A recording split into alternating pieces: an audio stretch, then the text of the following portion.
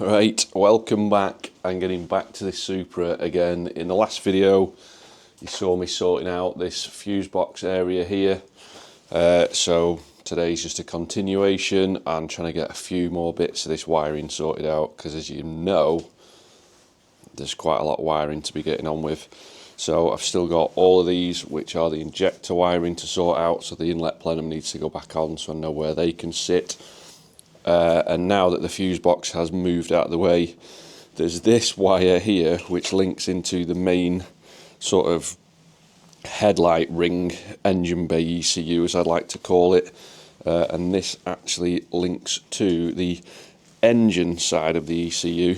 Now normally these clip underneath the fuse box, but obviously fuse box is now in the boot, so they just look a little bit out of place. This one's not too bad because it just flows up the side of the wheel arch there, but this one is just going to be sort of floating in limbo. So hopefully there's enough length on that bit of a run of wire there that I can feed these plugs through that side hole and that one through the little bulkhead hole just there, and they'll link together underneath. So I'm kind of hoping there's enough length on them so I can do that without actually having to extend any more wires. So I'm going to have a play with that in a minute, but before I do that, in order to get them through that hole, the washer bottle needs to move. But the washer bottle needs to move anyway, because once that inlet plenum is on here, the intercooler piping is going to be cut at an angle and it's coming down and it goes straight through the floor here, which unfortunately is exactly where the washer bottle is. So that washer bottle needs to be removed, took off, and not discarded, but it's not going to be used. So I'll do have a new washer bottle which I'll show you just now. So yeah, so the factory washer bottle is being replaced with this. Obviously it's not the biggest of bottles, but once this car's finished, it's only going to be going out in the summertime anyway. It's not going to be a winter driver, so I'm not really going to need that much fluid. So the smaller size means that I can fit it somewhere out of the way that's not going to sort of impede the look of the engine bay. It might even go in the boot yet, I've not quite decided. But for 20 quid, you get a length of the washer hose, you get the bottle, you get the pump, you get a mounting bracket, and you get a mini sort of wiring kit. There's a plug inside there for doing the all the wiring connectors and all that lot. So for 20 quid, can't grumble. So yeah, so that's another thing that needs taking out after I've already put it in and finding a home for it. So for now, I'm just going to put that back in the box and I'm going to go and remove that washer bottle and get it out of the way. Right, so that there is that washer bottle now removed. So as you can see, I've got better access to there. The washer bottle, I've just put it in the boot for now. So yes, so now all I need to do is feed these wires through there, like so, and then see how much space I've got on the end of that loom. Hopefully I don't need to extend it, because if I do, that's just another kick in the teeth. So I'm just going to move that one out of the way, all of these out of the way, just to help get me some space, and then we'll see just how much length we've got on these wires down here in order to get that through. This should be enough. I'm hoping that there is.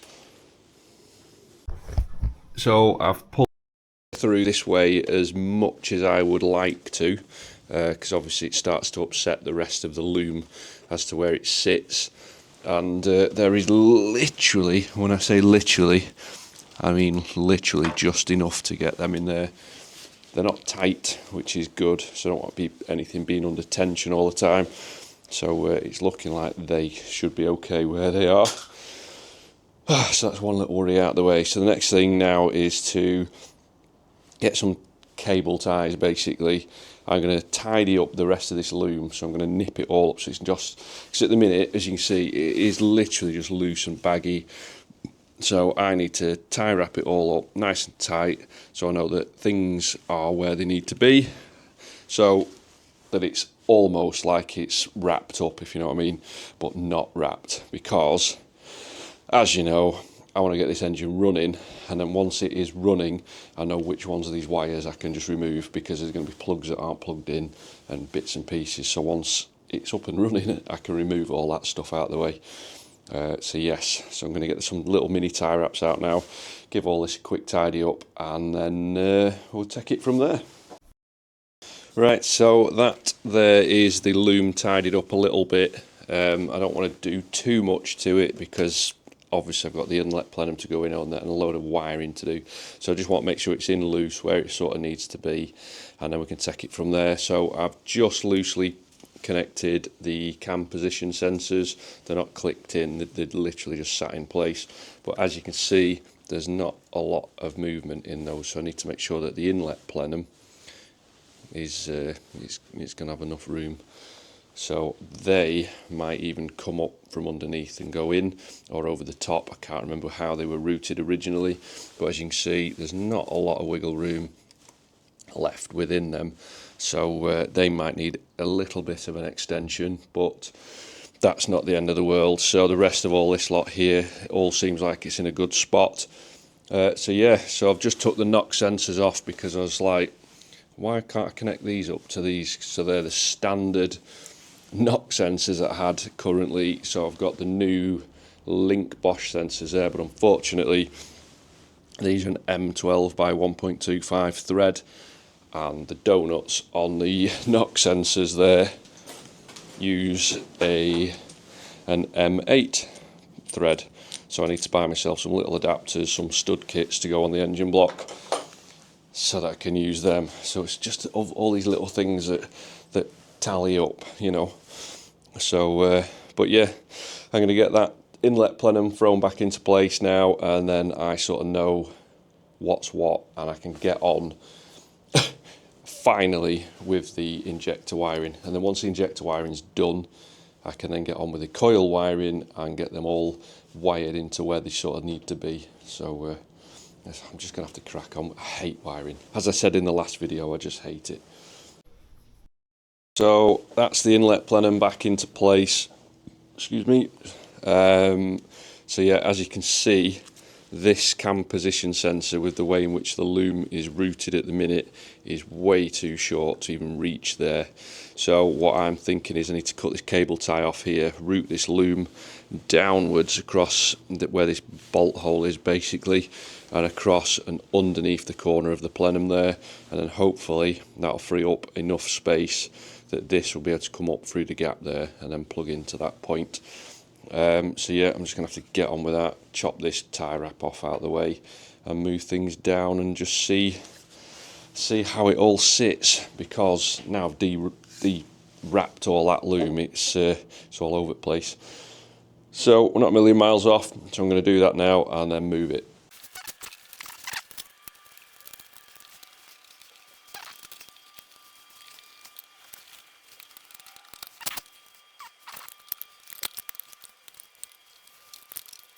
So in that little clip there then, I've had to unbolt all of these because I couldn't get the loom underneath it, and instead of trying to pull all of that loom back through and feed it under there, it was just quicker just to undo these.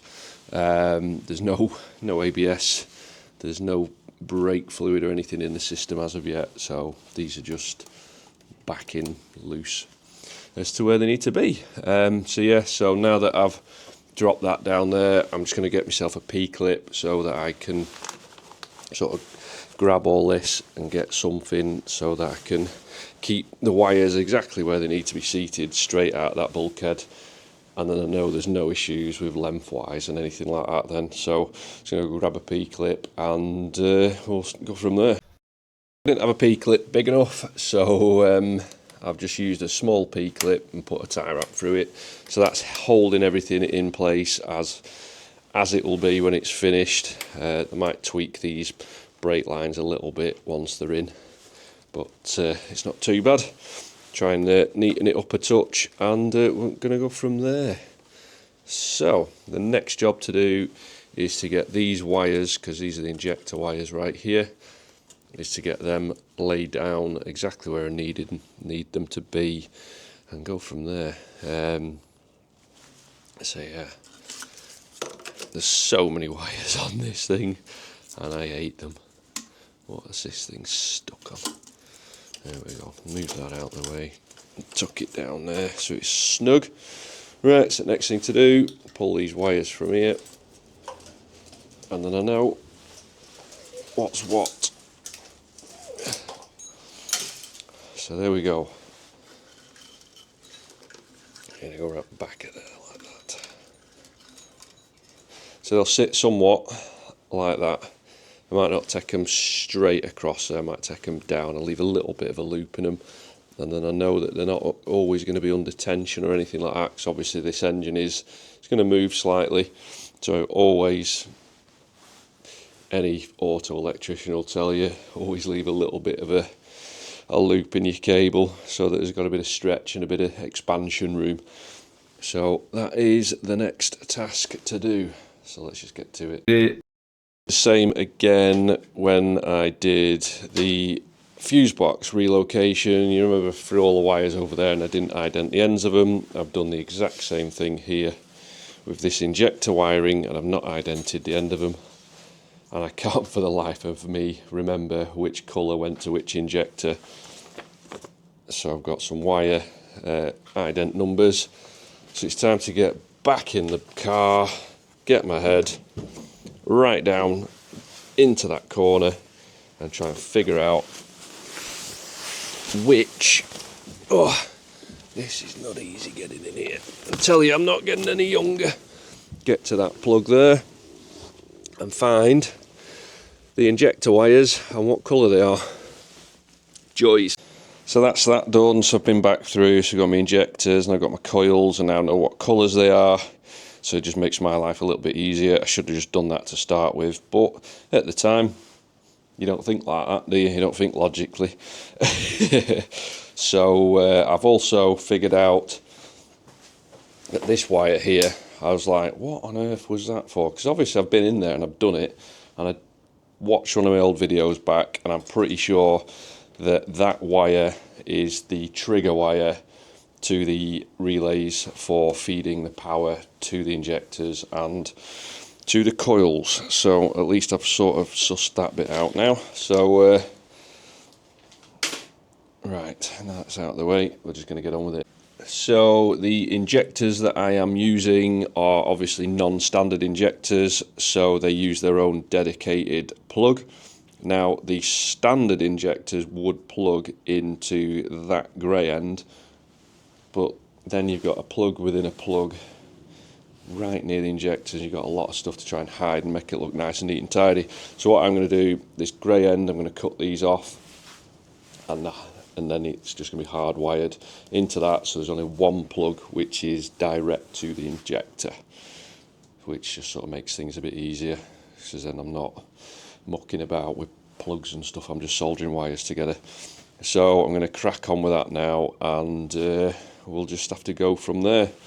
So yeah, get in there slowly, finally figuring it out in my head again, because although it's only been what 6 weeks since I did the engine harness, I think it was, it's amazing just how quick you forget what's what.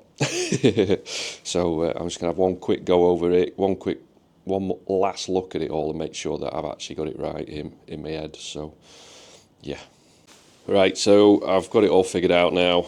So blue is number 1, yellow there is number 2, so all the colours are dead easy to sort out. But for me, this is where it gets complicated, because in my head these are the positive wires, but they're not. These are actually the earths. So as the injectors have a permanent live feed to them, they are triggered through the earths to the ECU. So these are actually the earths, which just totally blags my head. So yes, there's only one thing to do now, is to get them wires routed underneath that plenum, get them sort of happy as to where I want to put them, and then I can chop the wire to make sure that it's in the right spot before I just start hacking away at things. So got plenty of wire to play with, so if I do cock it up I can always splice back into it, but I'd rather not be doing that. So yeah, I'm just going to start chopping some wires now. Right, so I've fed all the wires underneath. I've also pushed them down there, so I've got a nice little loop before they come back up. So not that you can see much, but it's just a whole host of spaghetti under there. It's lovely, isn't it? So yeah, I just need to make sure that where I've got a gap like this, I need to make sure that the actual plug end of these fits through it, because if I ever need to take this plenum off, I need to sort of drop the wiring back through and underneath so I can get it through. So it would appear that they fit through, which is nice. So yeah, that's about it really. So I can get chopping these now and get these put onto the connectors, and then I know exactly how much length of wire that I need to do to make these up, because not just straightforward. You think, oh, it's just cutting wires and soldering it in, but I want to actually heat wrap it as well. So you got to do one first, then another, then another. If you start at one end and go to the other end, you can't wrap it the same, so it's it becomes a bit annoying. So yes, unless using the loom wrap, which I don't really want to use. I want to use some proper heat shrink on it and go from there. So yeah, as you can see, my brain is permanently fucking going, so I just need to get on with this. I want to do the videos, I really do, but they sort of interfere with me doing this as well, so it's sort of a bit of a catch-22 moment. I absolutely love doing the videos, but I also just want to crack on and do it, and I forget that I need to do the video at the same time. So just please bear with me. So there we go, I've got wires to length now. I've given myself a good 10 to 15 centimetres on each end of each wire, so that I know I've got plenty to play with. So what I'm going to do now is I'm going to take the inlet plenum back off, and then I've got an easy access to the wires then. And then once I start with the relay box, then I know, because these are going to be the dedicated lives to those coils and to the coils which are there and to the injectors. So once I've got that out of the way and I've got these to the correct length, then I know that the wires on here can be cut to the same length and spliced in line with those at the same time, so that everything will look nice and neat once it's finished. So yeah, get that plenum taken back off again, and then we'll go from there. So that's the inlet plenum taken back off. As you can see now, I've got all my cut wires, so I've got easy access to these. And the eagle eyes amongst you will notice that that relay box is now being removed from here, because unfortunately the wires were going off underneath and down and through here, which would tie in quite nicely with this, but it was designed so that it'd be coming around and feeding into the original live that was underneath the fuse box here from the battery that was situated there. So unfortunately the design of this bracket, that web there was smack bang where the wires wanted to come out, so this base doesn't fit anymore. So I've currently got a new one on the 3D printer where the web is now on this back face here, and that web is completely removed, so that the relay box can be turned 90 degrees basically and running out of that side. So yeah, so that's going to take around about 2.5 hours, I think it is, to print, and then once that's done I can get the relay base refitted again. But for the meantime I can sort of just hold it in place and route the wires with a little bit of excess, and then I know that I'm not going to be cutting myself short. So so yeah, from there it's literally going to be a case of relay box sitting here, wires going that way, linking into part of the original loom, and then all tying in nicely. This is the trigger wire for the relays. So yeah, we can get cracking from there now really. So I'll get that relay box just sort of sat in place, and then I'm just going to take it from there. So whilst I was just talking then, I looked at this and I thought, hang on a minute, what I've just designed is a mirror image of this, so it'll still bolt up the same, but I want the wires to come out of the front. But I put the bolt patterns in exactly the same place, so it would be sat like this, which I don't want. So I want the wires to be coming out like that. So I've just run it garage, stopped the print, It's only just started. It's only been going for about 5 minutes, so it's not wasted a lot of filament. But yes, I'm going to have to go back onto the laptop, redesign that, because it is actually wrong. But at least I recognised it now. But for the time being, I can build this up as is with this relay in that orientation, and then it'll give me enough slack in the wire that when I do get the new base mount made, I'll have a load of excess. Well, not a load, but enough that I'll be happy with it. So I'm just going to screw all this back together again now and go from there, and then later on I'll go back in and redesign it. I'm not doing it now, I really can't be bothered. So yes, next, get that bolted in. So I've decided it's not actually too bad being that way, so I think I'm just going to keep it as is. Saves me rejigging the 3D print for the bracket. I've already got one there, it's still solid. It just does a loop around instead of just coming straight out of here. It doesn't really make that much difference. So yeah, so I've wired in the trigger wire, so that goes off down here into the T at that point there, and back up the main loom harness and down the elephant's trunk, as I call it there. So that's that now wired in. So all I've got to figure out now is which one of these was which, because I can't remember. I did wire them. So that one is to the battery, and that is powering the coils. So that's for the ignition coils. The other one is this one, I think, and that is battery positive. I'm presuming that I didn't ident that one, so that one will be for the injectors. So they're the power to the battery. Now the power out to the actual coils themselves will be these. So I'm just going to check. So 2 injectors, left hand relay, and the other one should say to the coils right hand relay. There you go. What are the chances of that? So I now know that these 2 wires are battery, and these 2 wires are to the items themselves, and these are obviously the earths for the relays. So I need to figure out where I can tie all them lot in, and just go from there basically. So I've always noticed that when I'm doing a video, I look at the little screen to the side of the camera. Should be looking right at the lens right at you. But anyway, right, a bit more wiring to do, and then we are nearly there. So when it comes to the coil power, that's relatively simple, because on this loom here, you can already see that the earths are already pre-spliced into that loom, and the lives are also pre-spliced together. So all I need to do is get power to that, which is relatively simple, and get an earth to that, which is also really simple. But when it comes to the injectors, because I've got 1, 2, 3, 4, 5, 6 of them, the power wire for the injectors needs cutting and splicing 6 times to feed each individual injector. So it's not the end of the world, but it's just an extra faff. So I'm just going to make 1 cut, get 6 wires, and splice it that way. There's no point in me splicing it, running it, splicing it, doing a bit more than a splice. It'll look a lot neater, don't get me wrong, excuse me, but at this moment in time I just want to get it done, and 1 splice is just as good as 5 individual other splices. So I'm just going to do that, and we'll go from there.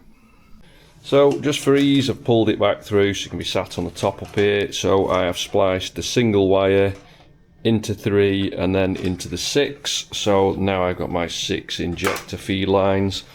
So I just need to drop that back down there now, back into the main loom, and then I can start making out the ends to match the injector ends.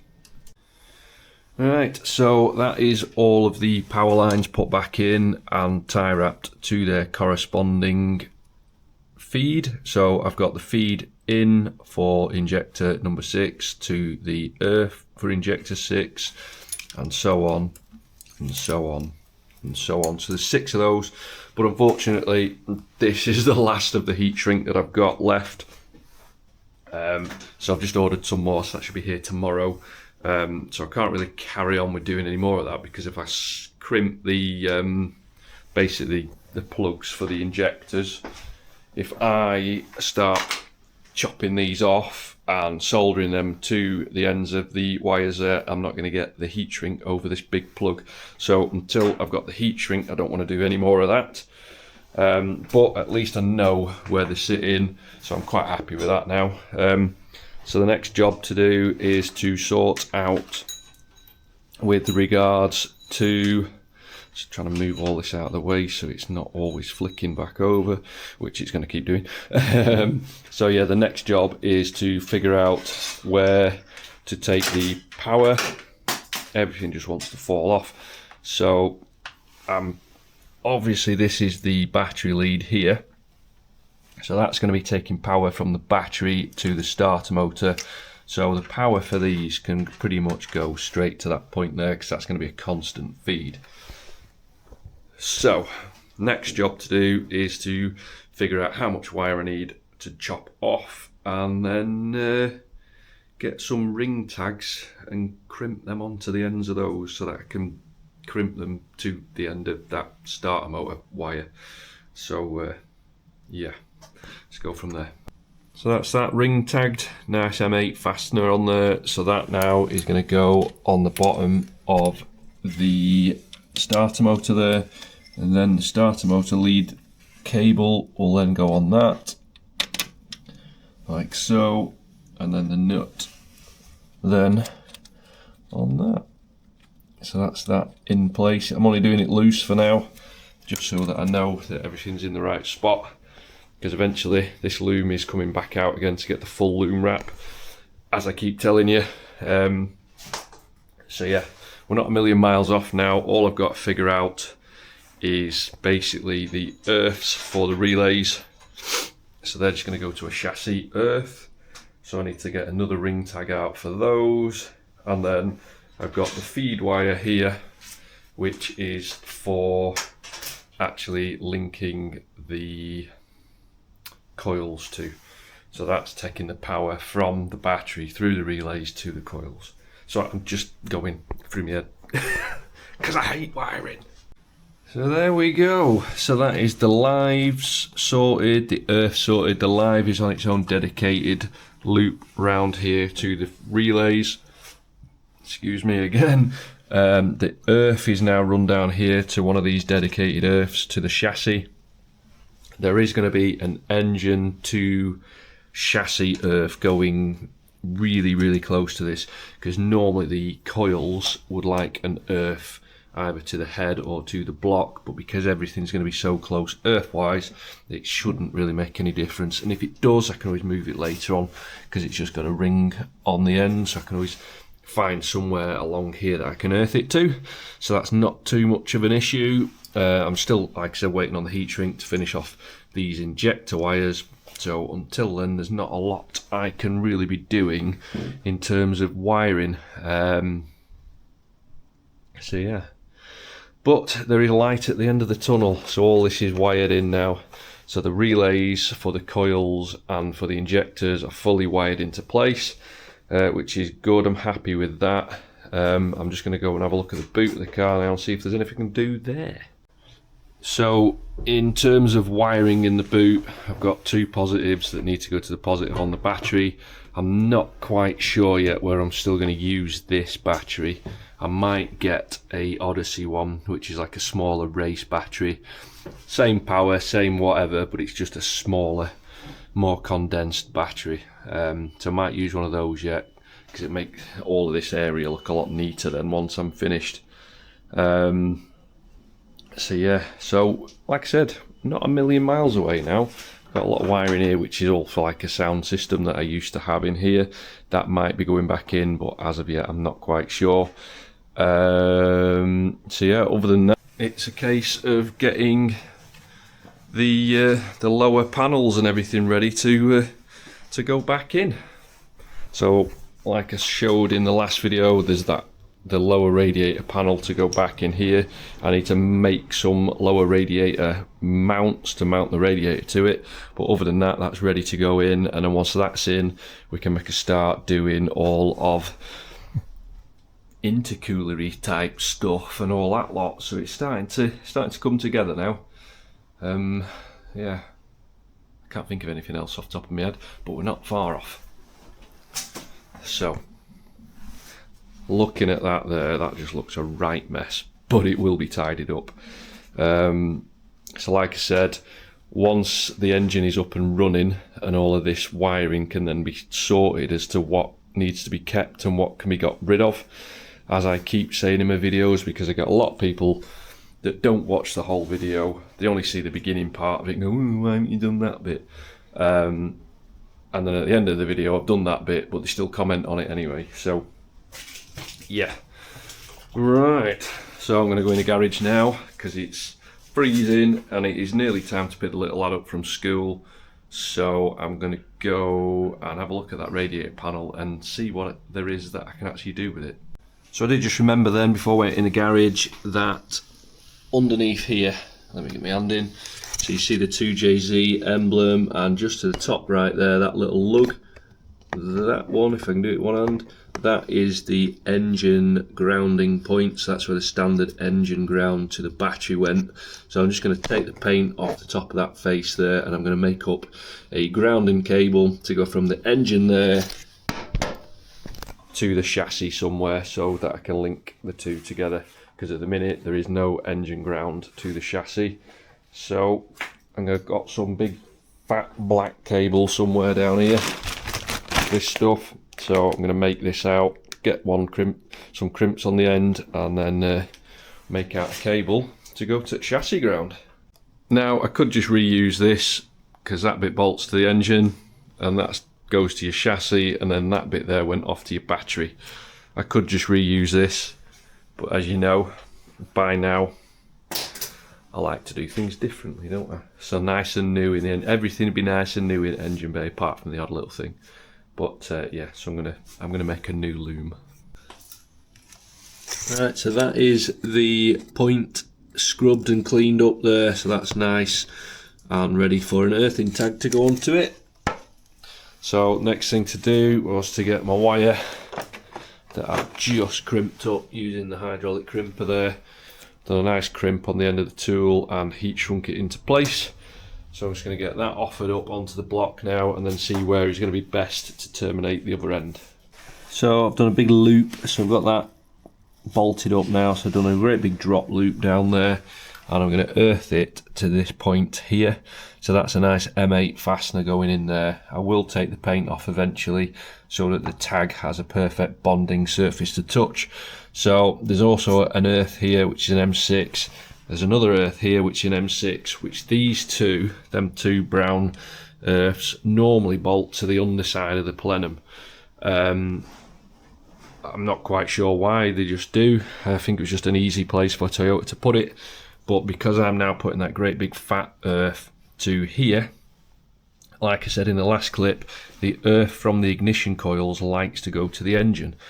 But because this earthing point is so close to everything else engine wise that is earthed to the chassis, it should be a good ground for the coils to go to. So I'm going to make a mark on this cable now, and then I know where to cut it, and I'll take it off and I'll put another ring tag on the end of this. And there we have it. So that's one big fat earth cable made out. So that should last hopefully a long time. It's almost twice as thick as the standard one. I can't remember where I put it now, but yeah, in fact there it is. So just down here, so that's the standard cable there, as you can see, and this one is almost twice as thick. So it should be a very, very good, strong, solid earth. So I'm going to get that bolted up into place now, and then that one can pretty much stay there because it doesn't have to come back out again. So I get it bolted in, and we'll go from there. I'm looking down because I'm looking at what I'm doing, not ignoring you, I promise. So that's the earthing cable now complete. So that's fully installed. Nice big juicy earth cable there. What I have noticed though, since I've been doing this, because I pulled the loom through so that I could connect the two plugs up here, these two here, so I can connect them under the wheel arch. So because I've pulled the loom this way, only ever so slightly. I've noticed that the cam position sensor there, which I've currently got cable tied into here, but the other cable, where's it gone now? Cam position sensor. It's around here somewhere. I've just seen it. But basically they should go onto these two ports here and here. They're now too short. But the joy of that is I do have some shielded wire in the garage, so I was going to make some new wires for those initially whilst I had it on the bench, and I wish I had in a way, but I didn't know how long the cables needed to be. So the joy of this is, if I do replace them, I can just solder some wires to the end of the original wires and pull them out through this loom and drag it back in. So it's not the end of the world that way.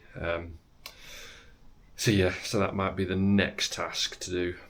But until that get to that point, I'm not quite sure I'll bother. I'll see how it goes first. But so in terms of wiring, I think that's it now, until my heat shrink turns up tomorrow and I can get the ends of the plugs done for the injectors. And then that bit is pretty much complete. I've got the print going for the relay boxes. I went and sat down before and just finished that off, so that print is currently printing, so hopefully within the next few hours that will be done, but I'm not going to do any more till tomorrow. It's 8:15 now, so it's time for getting the little lad to bed, so I'll follow this video in the next clip. Right, so it's the next day now, and I've had my delivery of my heat shrink, so I can finally get on with finishing these injector wires. So that's a bit of good news. There was something else I was going to do, but I can't remember what it was. I think the base for the new relay box is finished and printed, so I'm going to get that, because when I printed it, the mounting point now, as you can see, it's right on the corner of the box. So that mounting point is now moved to the middle, so it'll shift the whole box over, which should allow me to get at these plugs a bit easier. So I'm going to go grab that in a sec, and yeah, we'll get to it. And as usual, I've cocked up, and I've only just realised now that I've brought it out. So, as I needed the wires to come out of this side, I manufactured that side to be open. But then when you look at the box, the lug on it there needs to be free. That side is okay because it's at the end, so there's nothing restricting that. But on this side, I put a relief cut in there, didn't I? Instead of a relief hole for the whole lug to go through. So I have a drill and hole and file it out, or I design another one and print yet another one, which I really can't be bothered doing. I tell you, I might just fucking leave it as it is. It's fixed in place, it's not going anywhere, but I just don't think that those plugs are going to go on it. I might have to move the plugs. Sod it, I'm going to leave that for now. I'm just going to get the wiring sorted, and then I know that that is done. And that's another proper tick in the box. At the minute, that other relay box is just a relay box. It's already wired in, so I'm not too fussed about that. So yes, let's just get on with this wiring. So I remembered the other day that at work, the looms that they use at work come with these little Velcro straps, and these just end up in the bin normally. So what I'm going to do is I'm going to go round everywhere that I've put a tie wrap. I'll put one of these on it, because then I can move things around without having to reuse a tie wrap every single time. So it's just going to make my life a lot easier. And yeah, I can actually move some stuff about without interfering with anything else. So it sort of just makes sense, really. So like for example there now, I get one of these, get that around there, and just wrap it out of the way. Like that, simple as. And then I can snip these tie wraps off, and then I've got a free floating loom. Right, first one to do is injector number 1, and I'm just going to get some heat shrink now, lay it over here so that it's further back than I want it to be in the loom install, and then I can pull the heat shrink back up, heat shrink it all, and then once it's laid flat, the heat shrink will then be underneath the loom wrap once it's finished. So that's the plan.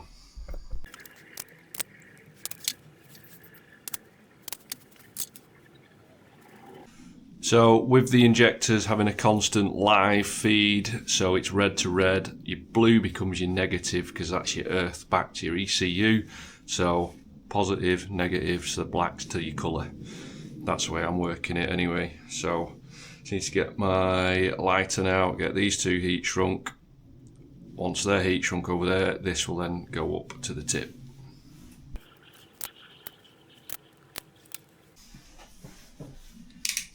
So the next one to do is yellow, which is injector number 2. So let's get rid of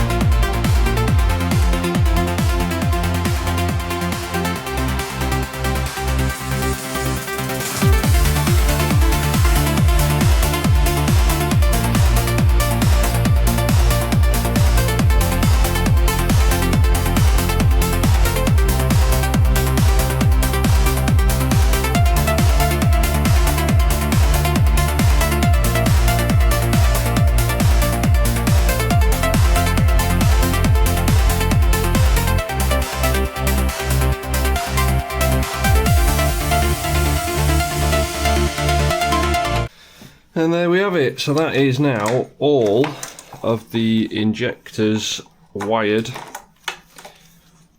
So that's that side of the bit of the loom complete. The next thing I was going to do, I was just going to unwrap some of this in this corner and see if I can get the wherever it's gone, the cam position sensors out of this loom, because I don't think they're supposed to go down here. They might just come straight off from up here. So we'll see how we can get on with that. Right, so that pretty much concludes the wiring for the injectors there. So now that that's done, there is one last little bit of wiring I need to do, which is just a fix from when I cut something earlier. So that's this wire, which feeds the wiper motor. So as you can see, at the time when I took all the loom out all them years ago, this scuttle panel was installed, and obviously that plugs underneath, and I didn't know that where it went, so I thought, you know what, sod it, and just cut it. So that wire comes through that little bulkhead hole there, and then feeds off down through here and links up to this wire here. So I've just split the wires. I think there's only 5 of them there. So what I'm going to do now, get these soldered and re-spliced back onto there, and then that should be the last bit of wiring to do on this car for now. That is until I get to doing the battery in the boot and all that sort of shenanigans. Or if I fit any more electric radiator fans and stuff like that, which I don't know what I'm going to do yet. But yeah, so I'm just going to crack on with that now, and then we'll get on to the next task.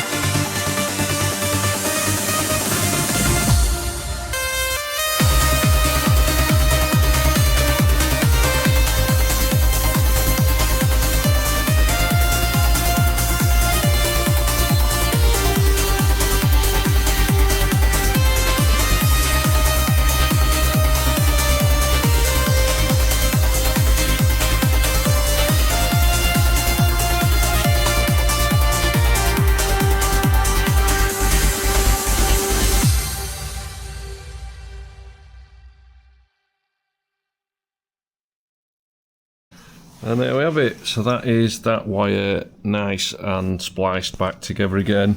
It was a bit of a faff trying to get the bung back on there, to be honest, but that's mainly because I didn't have enough heat shrink that was big enough to go over the 5 wires with the crimps, with the inline splices, because each wire's then individually isolated, so it's got its own little heat shrink on each individual wire. Then this, so I only had that size heat wrap and that size heat wrap, and trying to get the two to fit together was a bit of a pain in the backside. But it's done now, and I had to use a bit of fairy liquid in there just to help that grommet slide up and down. But we're there. So that is, in terms of engine bay wiring, I think that's pretty much it done. I did just have a little delivery then, I don't know if you saw in that little montage, but yeah, I think that's it. So let's go and get that delivery opened and I'll show you. Right, so I've just given my address a quick blowtorch in there so none of you lot can figure out where I live. But yes, so in here should be, I'm not quite sure on the size of it yet. I did measure it online, but I'm still not convinced. Oh, it's longer than I thought. Oh, I need me other hand. Can't get it out with one. It's too slippy, especially when I've got flipping fairy liquid on my fingers. Oh, there we go. Right, so as you can see, I purchased myself an Odyssey battery, so hopefully this has got more cranking amps than that, but it's a little bit smaller. So let's see how it fits. So that's it in. So as you can see, when it's sat in there, it's level with the bottom of the bench, as opposed to being like, I think in height wise, just it's hard work this because I'm too far away from blooming I'm leaning into the car here, you see.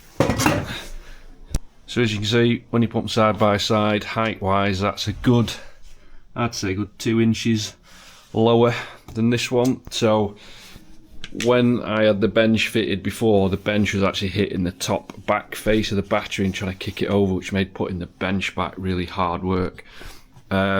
So now I'm not going to be using this, I'm going to be using that battery. It should give me a lot more space in order to fit a few things in the boot. So now that that's the bench sat upright and in place, this battery still has a bit of movement in it. So whereas the other one was pinned into place by the bench, which wasn't good because it was putting extra strain on the latches. So yes, I'm happy with that. I might spin it around this way so that the terminals aren't going to be right up against the back of the bench there, which obviously means that the power cable's going to be at the wrong side, but it's a workaround, we can work with that. But one thing I have noticed since lifting this bench up, I didn't check with this fuse box with regards to the wires. Those wires are ridiculously hard up against that piece of wood, which I am not too happy about because that's going to rub eventually. So I do need to figure this bit out. I might just have to cut a bit of a recess out in the wood because I'm not moving the box about anymore. I don't think that the as you can see, there's a bit of a witness line there. I don't think that this board is fully inserted into the back of the bench yet, so that might explain why it's a bit low. But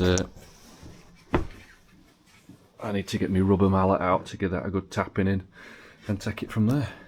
So yeah, I've just quickly tapped that piece of wood back in, and it has in fact freed up a bit of space there, so it's not as hard up as it was a minute ago. It's still touching slightly, but that's something I can work with, so that's not too bad. It does still need screwing in and sorting out, but for now we're alright and we're good to go there. So I'm out of breath now after lifting all that battery and stuff into there. So yeah, next task is to get some, I don't know if to go for the standard battery terminals that screw into these and use these, because then I could just fit that direct to there, or would it? it would fit direct to there, and then I've got easy access terminals, but I'm not quite sure yet. I'll figure that out shortly. Yeah, so in terms of fitness, fitting it there, I can do a nice fat earth to earth, run the earthing cable hard up against this bulkhead, which should still give me enough room for the lid on the fuse box, and then to this point here, which is an M8. So that being an M8, just disc a bit of paint off around here so it gets a really good solid ground to the chassis, because that's the chassis rail that links to the chassis rail at the front where the rest of the engine and everything is earthed to. So that should be a good point in which to do it. I could do it off this one here, which is a little bit closer, but this is just a thin bit of tin, whereas this here is a solid piece of steel. So that's probably going to be the best bet. And then with the main, you can just see it on the floor down there, the main power cable, I think I'm just going to run that along the fuel lines underneath, or the brake lines, whichever. Cable tie it all into place, bring it under the car, and where it would normally come up through here, that's where a lot of people bring it up. Because it's there, the battery, I'm going to bring the cable underneath the car and through either that grommet or this grommet. It'll probably be the big grommet, because then I can isolate it from the chassis so it doesn't rub, and then I'll have a circuit breaker there, a large fuse, and then straight to the positive. So I'm thinking that's going to be my best bet. So as you can see, I've got a battery bracket here. You can buy cages for these batteries, but I'm not going to need one. So I can fit that on the top, and I'll just use a length of M6 threaded bar down to a couple of riv nuts in the boot floor and just clamp this thing down. So that is pretty much where it's going to be sat. I think I'm quite happy with that. So I just need to sort out the power line, the main battery cable under the car, and go from there. But for now, I'm not putting power to the car because I've got a lot of other things that I need to do, like radiators, intercoolers, intercooler piping, oil lines. The fuel lines still need mating up under the engine bay. So yeah, there's a lot of work to do as of yet. So yeah, in terms of electrics, I'm not going to be turning anything on just yet. So yeah, everything takes forever, but it's all progressing. So I'm happy that battery's turned up, and it's smaller than what I was expecting. So, but it's more powerful than the other one that was previously there. So that other battery that is now spare, that'll probably go in the Corolla, because that needs a new battery because it's buggered, because it's not driven in 12 months. So yes, right, what's next? Right, so anyway, that is about as far as I'm going to get in this video today. So I'm going to call it quits there, and then I'll do a continuation video, as you know, and I'll follow on from sort of where I've left off, really. So the next thing to do is sorting out fuel lines, all that sort of stuff, I think. So fuel lines, oil lines, and a few other issues that I've come across whilst I've been putting everything in. So yeah, so I'm going to leave the video there, and I'll see you in the next one. See you soon.